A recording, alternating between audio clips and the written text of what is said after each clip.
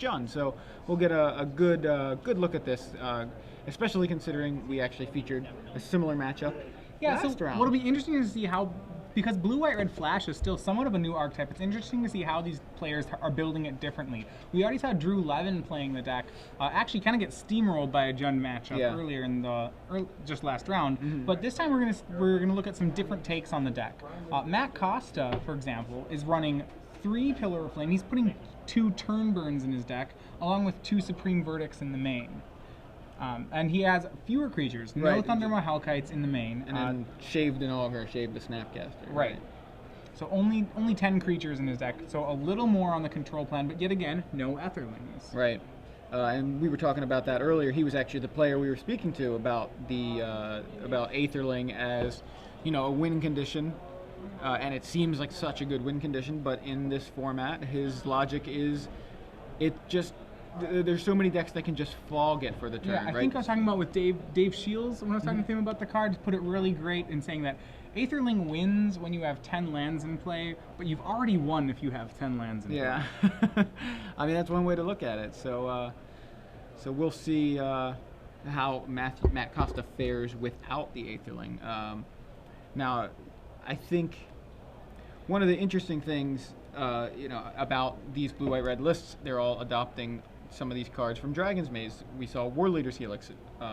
Matt Costa also has War Leader's Helix, 1 copy. He's got a copy of Renounce the Guild's main deck. He's also got Turnburn, as you mentioned, and I think these split cards are really doing a lot of work. I think in the format we're seeing more and more of them, and I think Turn and Burn is one of the more versatile cards, especially in a deck with Snapcaster Mage. Now, this may come up.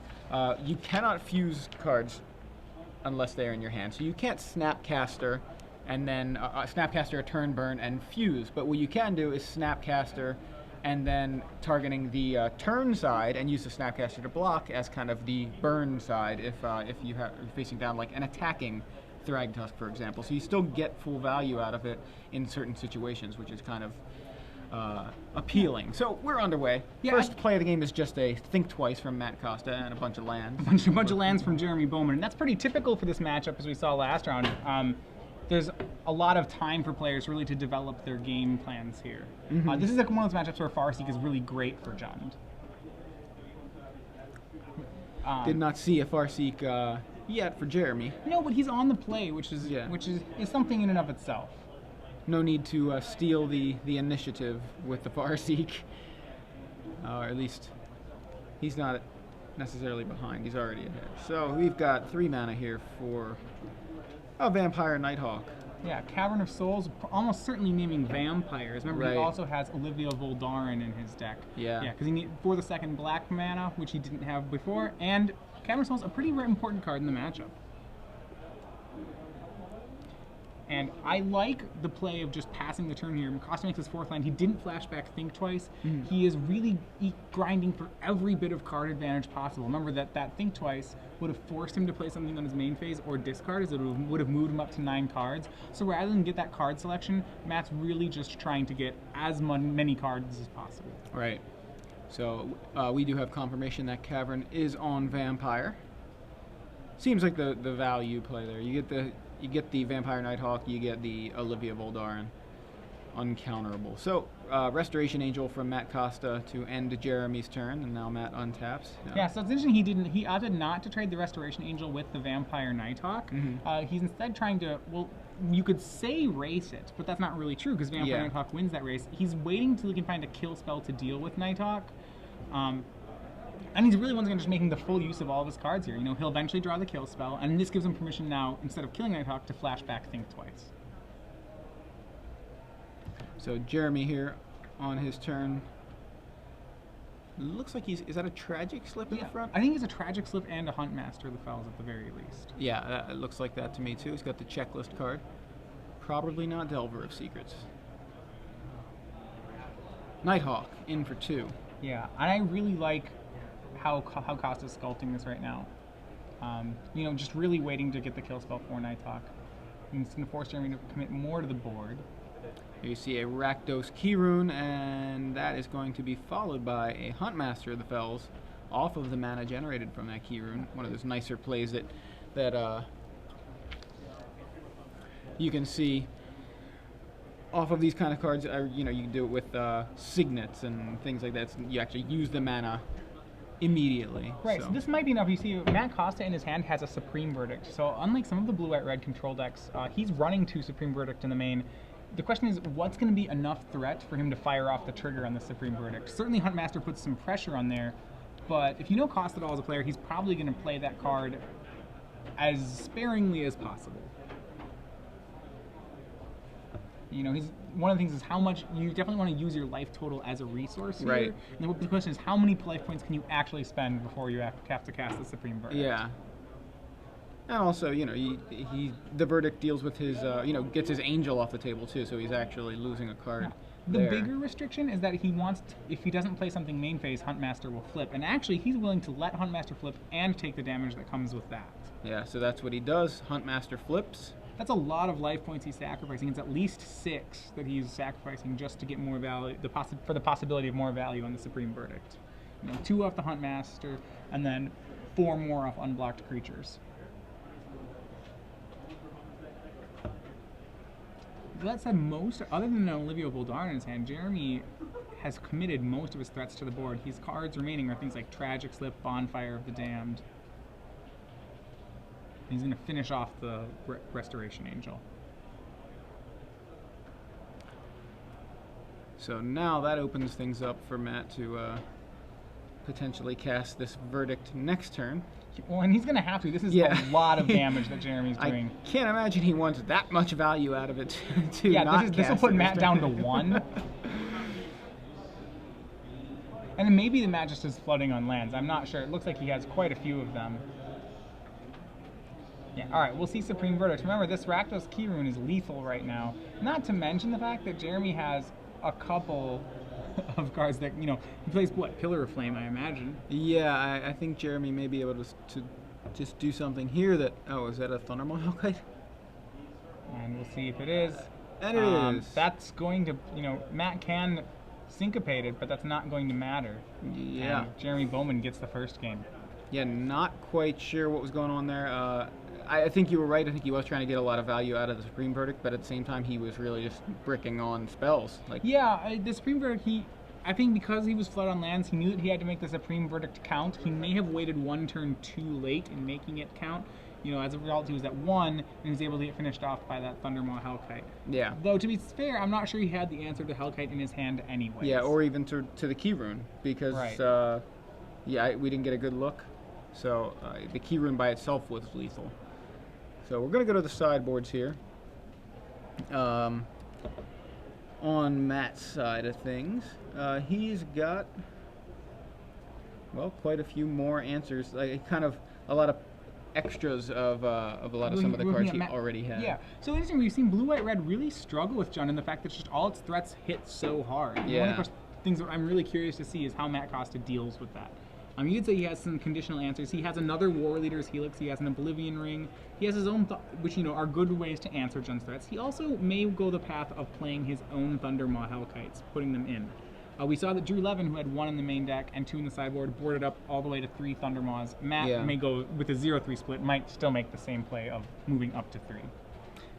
One card that Matt will not have to deal with, it looks like, is Sire of Insanity. It's only 1 in the main deck. Okay, so there is 1. Didn't catch that the first time. There's no second one in the board. Right. Like. So it's still a card that that is possible in the game. Yeah, what Jeremy has on his board, he still has, you know, a lot of the cards we'd expect out of Jund. He has the Deadbridge Chant. Extra Rakdos Return. Extra Rakdos' Return. He has the 2 Ground Seals, which will be fantastic in this matchup. At the same time, he has 2 Vraska the Unseen, and I'm not positive he sideboards them in. They're a Planeswalker, which is typically good against blue-based decks, but it's very possible that Matt Costa can just ignore a resolved Vraska. Yeah, she is kind of very much like a 5-mana Vindicate in a lot of situations, which is fine. So Vindicate. Yeah, so it still has value. There, you know, at the same time, there's only so many 5-mana spells he wants to be playing, right? And it's close as to whether or not that's good enough to make the cut. The fact that he has it in his board, it makes me think it's for this matchup, though. Okay. So yeah, like as far as Vraska goes, like what are you thinking he wants to be doing with it exactly? Like vindicating, and then plussing it and vindicating again. Okay, so just double vindicate. Yeah, I mean, that's typically how Vraska ends up playing out. No one really Yeah. makes assassins with Vraska. And why not? Well, I mean, as fun of an idea is they typically just don't win the game. Yeah. So, looking at what Costa's got available, I mentioned you mentioned he's got the 3 extra or the 3 Thundermaw Hellkites that he could bring in. He's also got 2 copies of Renounce the Guilds. He's got 1 main, so that's the same split that Drew Levin had. 2 in the board, 1 in the main. But I think it's a card that definitely comes in this matchup against cards like Olivia and potentially Sire of Insanity. As much as there's only a few targets. The 3 copies of Olivia, the 1 Sire, I think they're pretty big targets to, especially the Sire. Cards that you really want to deal with, you want to be able to deal with. Vraska is, of course, another card that will be hit with a Renounce the Guilds, should it be brought in from Jeremy, as will Deadbridge Chant. Yeah, and what Matt's going to look at in this matchup with a card like Renounce the Guilds is it actually better than any of the removal spells he's playing? And if so, which ones is it better than? Cards like, he does, right now his removal suite, if you look at it, is 3 Pillar, 2 Turn Burn, a War Leader's Helix, 1 Renounce, and then he has a slew of counter spells and a couple of Verdicts. Of those, I think, the most suspect of them is probably the Pillar of Flame. Pillar, the only thing that actually kills in this matchup is a Huntmaster of the Fells, which Renounce the Guilds also takes care of. Yeah. Because of that, it to me seems like he would be boarding in the Renounce the Guilds. Even though there aren't very many cards that it hits. It would hit a possible Vraska, it hits Olivia, and it does hit Sire of Insanity. Yeah, so there are definitely some targets. It is also an answer to Rakdos Keyroom. Oh yeah, Which exactly. when you activate it, I believe it becomes a black and red 3/1. Yeah, you're right. I didn't catch that. If Matt had the 1 Renounce that he has in the main deck in that last situation, he may have been able to. Yeah, it's one of those situations which I remember typically didn't come up. I learned about it when practicing in Limited, when you could activate, if you had Maze Glider in play, you could activate a Kieran and it would be flying. And I remember saying, oh hey, that's pretty neat. Yeah, interesting little interaction there. So it looks like we're just about ready to get underway here. Yeah, and what's interesting is that Matt will probably keep almost any hand in this matchup. As we saw last game, turn 2 Think Twice is the best thing that he can be doing right now. He's really just trying to answer everything that Jeremy plays. Presumably sometimes he hopes to answer them with threats. So if Jeremy makes for example, Jeremy makes a Liliana, Matt's ideal answer is a Restoration Angel. But outside of that, he's really just looking for hands with a lot of lands, and some Think Twices and some conditional removal spells.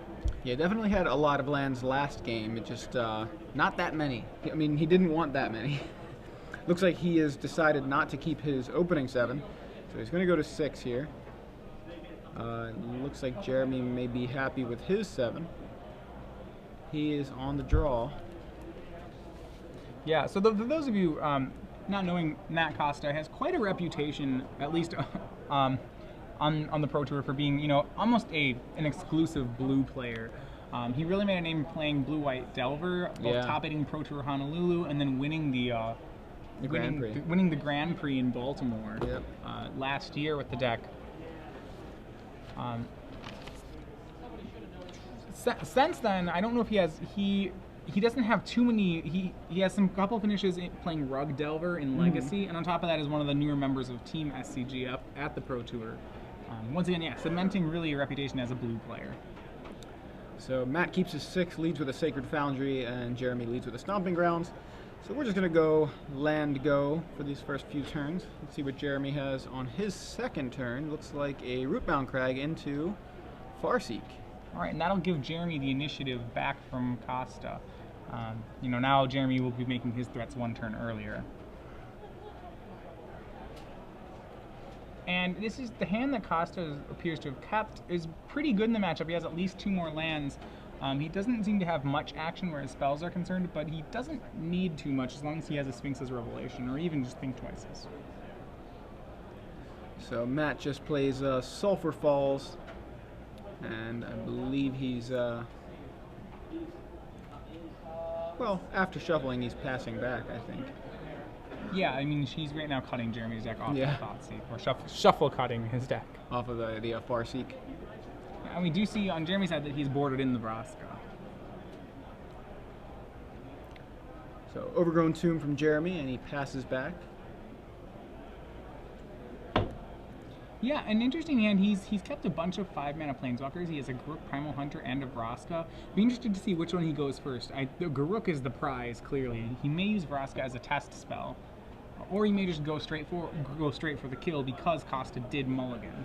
I believe I see a Renounce the Guilds there in Matt's hand, so that Vraska will be dealt with presumably. Yeah, and what this is really nice for Costa is that he doesn't make him use his counter spell if he has one on it. You know, Jeremy's test. You know, that was a test spell for counter magic, and really he didn't get to test it all to see if Matt had any.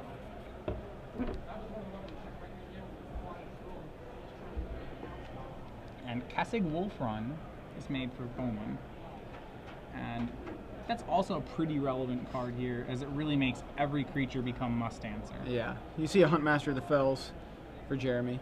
Now, notable on that Vraska play, there were no targets, so she was actually she just came down and did nothing. Well, she plussed, because plus doesn't use a target. Plus is just until your next. Right. So that's what I mean. She just basically doing nothing. That's what I mean. Yeah, and that's fair. So you see the Snapcaster on the Renounce the Guilds to deal with the Huntmaster of the Fells, leaving Jeremy with a Lone Wolf. Yeah, he really only has one more business spell left in his hand. The three spells he has are Bonfire of the Damned, Putrefy, and Garruk Primal Hunter. As I said before, the prize is still Garruk Primal Hunter. Yeah. It's the card he's hoping to land. What Kessig Wolfrun lets him do is it lets him be, if he wants to, for example, this wolf here, he can push some extra damage through, which is not irrelevant right now. And that looks like what he's going to do here. He's going to make the wolf into a 5 power, and Matt's going to think twice. Finds I believe, a Restoration Angel. Looks like he is going to take the 5, drop the 15. Yep, and I think Matt, he's fine taking that damage. If that's how Jeremy is choosing to spend his turns, Matt's probably pretty okay with that. Yeah. He's just waiting to either flashback Restoration Angel or which is what he does. I was going to say or flashback think twice. Yeah, so he does throw the Restoration Angel onto the board at the end of Jeremy's turn, and now he is going to go on the offense and attack with Restoration Angel and Snapcaster Mage and knock Jeremy to 15. And this is the part I really like about the blue-white-red control decks, is that we thought this whole time Matt was just trying to answer Jeremy's things, but now they saw that Jeremy's going to... So Jeremy decided to say, I'm going to sandbag all my threats. I'm not going to make them. I'm just going to use this Kessig Wolfrun. And then Matt said, okay, fine. Well, if you're going to do that, I'm going to counter-race you. Right. And you suddenly see, with 15-15, Matt is on the correct side of the race, actually. Yeah. Now, we know Jeremy has a Putrefy, but that will suck away some of the damage that the Wolf is able to deal. So it looks like Wolf's just going to get in for 2 here, going to knock Matt to 13, and we've got that Putrefy. It's going to target the Restoration Angel. So, and he's going to go, it looks like using that Cavern, which is still set to human, Jeremy is going to commit harder to the board now. Yeah, so we see a Huntmaster of the Fells as the follow-up play, and another Wolf. Sphinx's Revelation for 3. Interestingly enough, he didn't give a very good tell on that Sphinx's Revelation. He put his land per turn into play tapped, which is typically, means I don't have Sphinx's Revelation. Yeah. So a little bit of deception there. And plays his land for the turn, swings with Snapcaster Mage. Jeremy's going to take it and fall to 15 after gaining 2 off of the Huntmaster. Yeah, and Jeremy probably knows how this story ends, as to most people watching. 4 mana and 4 Supreme mana. Verdict. So that'll clean things up. Nice and tidy. Yep, Jeremy, Matt up to 16, Jeremy at 15. And he's down to 1 threat, and now the question is, when is he going to pull the trigger on that Garruk? Yeah, so it looks like lands, Garruk, and there you see it. There's the Garruk. And you have to do it right now, because you have to think that maybe Matt Costa, if he didn't draw the counterspell off the Revelation, he'd possibly do another Revelation. You don't want to give him the time to draw into that counterspell. Yeah, so there you see Garruk Primal Hunter, if you haven't seen him before. And he's going to make a beast there for Jeremy. So no counterspell, but there is a Restoration Angel. Matt's going to have to remove the Garruk by hitting it with Restoration Angel, which is not the preferred way of getting rid of it, as a lot of 3/3s are going to be made.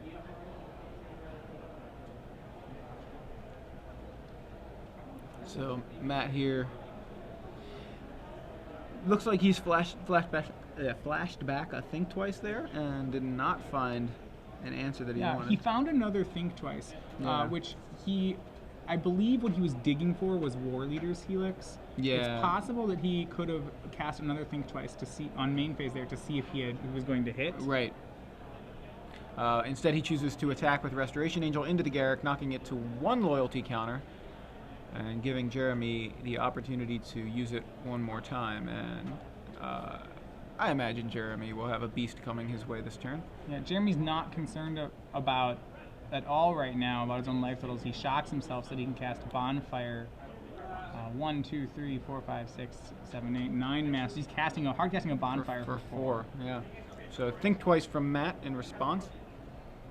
And he finds and a there War is the War Leader's Leader's Helix. So Wow. I think what maybe was a little bit of a miscalculation on Matt's part, since he didn't have the counterspell, had he main phased that, he could have just outright killed the Garrett Primal Hunter.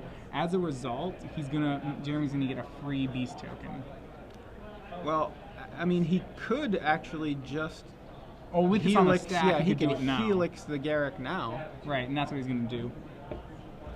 And yeah, that is what he's going to do. So War Leader's Helix is going to deal with Garrick, put Matt up to 20. He's going to drop back to 16 from the Bonfire, and the board is once again clear except for that one beast that Jeremy got off of the Garrick.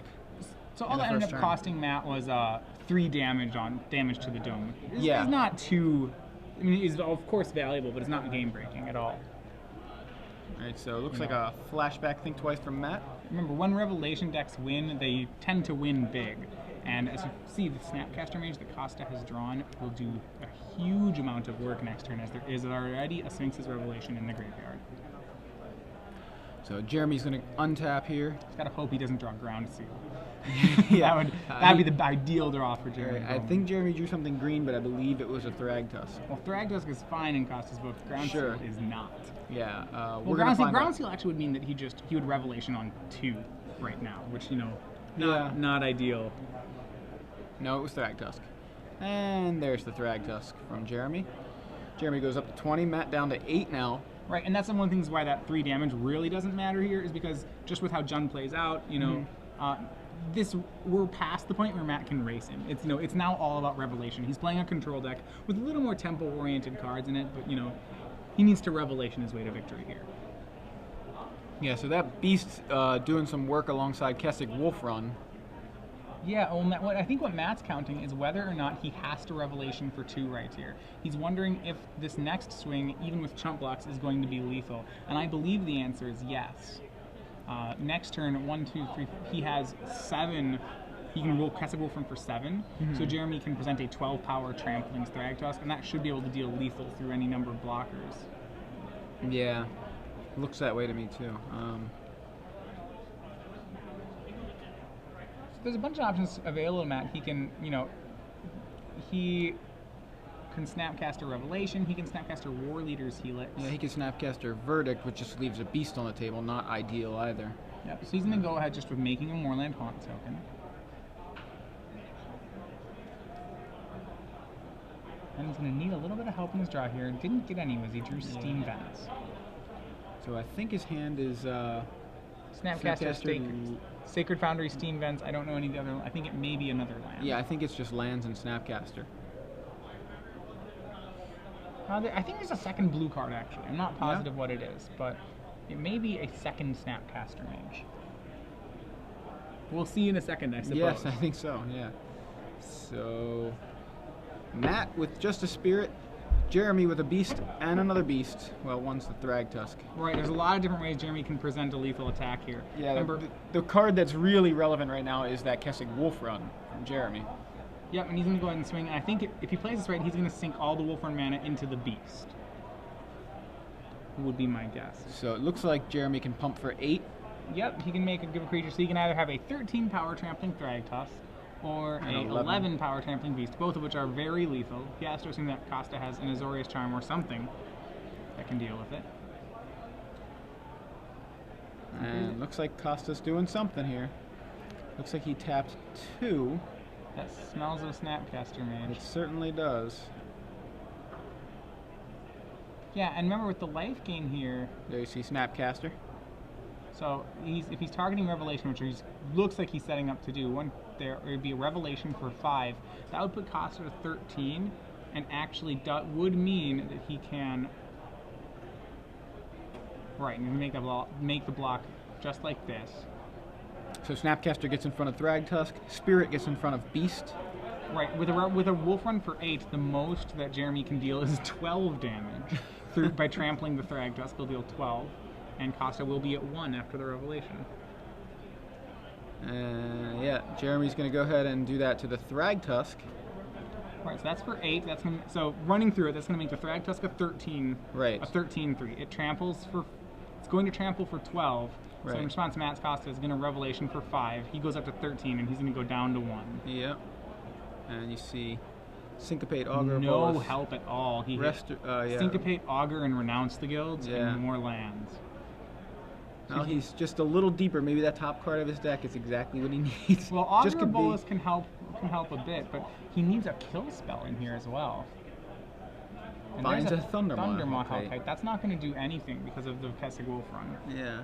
He So it's Augur or bust here. he's gonna Augur. Augur finds Finds Azorius Charm, War Leader's Helix, and a turn burn. Yeah, those are 3 very nice cards. You know, you have to think that Costa wishes he'd have drawn some of those off the Revelation. Yeah. I would which have rather he had them in didn't. his hand. So he's Yeah. sitting there thinking what of the 3 he wants. He initially was looking like he was going for the War Leader's Helix. Well, the turn burn would be the ideal card because it deals with both halves. It's a double kill spell. Because Right. Jeremy kind of has 3 creatures in play, except that if he turn burns here, he's going to die depending on what gets Kessig Wolf Run. Because Costa has at so few life, he doesn't really. He's going to have to use the kill spell before Jeremy decides what to Kessig Wolf Run. Yeah, he can't just sit back and go, okay, I'll put the Augur in front of your Thragtusk. Yeah, and I think that's going to actually make Jeremy's attack lethal no matter what Matt chooses to do. Because Matt Costa has to preemptively War Leader's Helix on, Jeremy will swing and say, okay, any effects? And if it says no, he'll be like, all right, take 3, Right. So because Costa only has 1 kill spell, I'm not sure how he gets out of this one. Well, Yeah, okay, he does has have Moorland Moorland Haunt. Haunt. That would be how. Okay, I will correct myself. All right. Yeah, these decks, not used to seeing Moorland Haunt in these decks. He's going to go ahead and cast Thundermaw Hellkite as a blocker out of his hand. I shouldn't be shocked. That's actually pretty good here as well. So, all right. So what we're looking at is that Costa can block both creatures here, presumably blocking Augur to 1. I think it's going to be Augur to the Thragtusk and Hellkite to the 3/3. And then as soon as Bowman tries to Wolf Run one of them, then you're going to see him War Leader's Helix. Actually, he may block the other way around so that he gets more trades. Yeah. Okay. I would actually, come to think of it, that sounds more correct. Well, it all depends, because if he blocks the Thundermaw Hellkite to the Thragtusk and Jeremy pumps the Thragtusk, Right. then Costa will be facing down 2 attackers next turn and it'll still be lethal. So I think he can either choose to try to save his Thundermaw and draw a blocker, or he can choose to try to kill off the token and then attempt to draw a turn burn. So it looks like it's all irrelevant because just the Beast is coming in for Jeremy, and Matt's going to just double block. Well, just the Beast is really a peculiar attack. It certainly is. So it looks like here comes Kessig Wolf Run for, well, looks like he says 5. Yeah, Matt's got to be pretty happy with how this turned out. He's going to, for 5, that's 8, and Matt's actually just fine letting that trade happen. Remember, his creatures didn't really matter there. Yeah, he was just trying to buy time. So a Farseek from Jeremy to follow things up. It's so interesting that Jeremy did not decide to pump for 6. If it was 6, Matt Costa would have had to have played the War Leader's Helix in his hand because that 1 trample damage would have been lethal. That's very strange because he's got the mana to do it, too. Right. Maybe he was bluffing a certain spell. It's really hard to say. And Matt is going to end the turn, and at the end of Jeremy's turn, make a Spirit out of that Moorland Haunt and draws a Counterflux. Yeah, so a little late. I mean, it'll actually be pretty good for a top deck. It'll counter any of Jeremy's top decks, provided we ever get to that spot. Because of how that last turn played out, though, Matt's suddenly in the lead here. in my opinion. He has Right. the ability to blank and one attack off that Thragtusk from his Warleader's Helix. He has a counterspell for the next card that Jeremy Bowman draws. All Matt needs to find is a way to answer the second half of that Thragtusk, and he should be in the clear this game. Yeah, he's got Snapcaster is one of the answers he could find. Just A Sphinx's a Revelation, Sphinx's Revelation's a nice Snapcaster way. Mage. Really, and then another. Turnburn is still Turnburn. there. Yeah, there's a lot of good answers here. Azorius Charm even. So here comes Thragtusk attacking, and I believe Yeah, rather than blocking, he's just going to go ahead and War Leaders. Well, yeah, sorry, there was a block. yeah, and Trample he was just, he given. just gave it trample. He didn't pump it at all. Warleader's Helix deals with the Thragtusk, puts Matt up to 5, and leaves Jeremy with a Beast. Yeah, so he has Is It Staticaster and Renounce the Guilds in hand. None of those will help with this Beast token. He's going to need some help on this draw, and he draws Sulfur Balls. So. I don't believe Matt has... Yeah, it's Counterflux. I don't believe that Matt has an answer here to the 3-3. The 3-3 just... If Jeremy just pumps the 3-3... Yeah. For lethal. And blocks made, seeing if Jeremy's going to pump it for lethal. Tessie Wolf Run is going to give it enough damage. Just going to pump it for everything. Does Matt have anything? I don't believe he does. Yeah, he's Double-checking looking his at his graveyard. I don't think he does He either. doesn't no. have it. So Jeremy Bowman defeats Matt Costa 2-0. Yeah, that was again surprising. I think game 1 was just one of those games again. Matt just draws, he just floods out. Yeah. And so he really didn't have much of a chance there. He probably could have verdicted a little earlier, maybe, I think, in that game. But Yeah, I mean, the first game we agreed that he was a little too conservative with the Supreme Verdict. Mm-hmm. That second game, it's interesting. So with this blue-white-red flash deck, it's not